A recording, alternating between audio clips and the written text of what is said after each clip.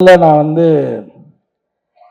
வெற்றிமாறனுக்கும் தனுஷ் சாருக்கும் தான் நான் நன்றி சொல்லணும். அது எல்லாருக்கும் அமையுமான்னு தெரியல.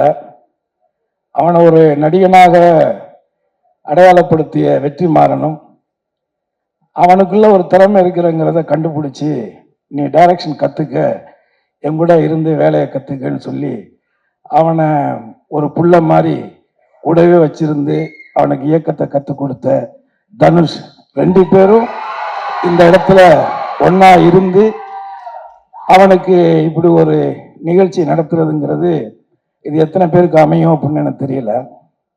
முதல்ல என் வாழ்நாள் நன்றியை அவங்க ரெண்டு பேருக்கு நான் தெரிவிச்சுக்கிறேன். நான் இதே தனுஷை வந்து திருடா திடீரில் தான் முதல்ல நான் சந்தித்தேன்.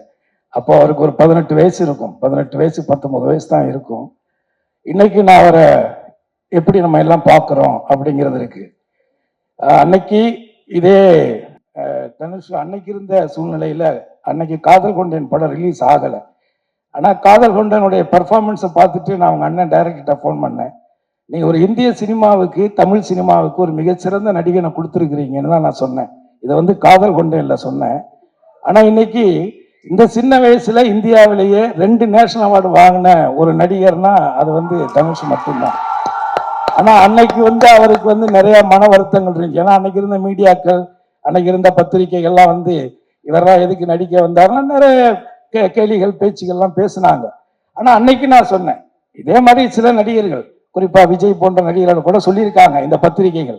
ஆனால் அவங்களோட அட்டைப்படம் நம்ம பத்திரிகையில வராதாங்கிற காத்துக்கிட்டு இருக்கிற காலங்கள் இன்னைக்கு நடந்துகிட்டு இருக்கு.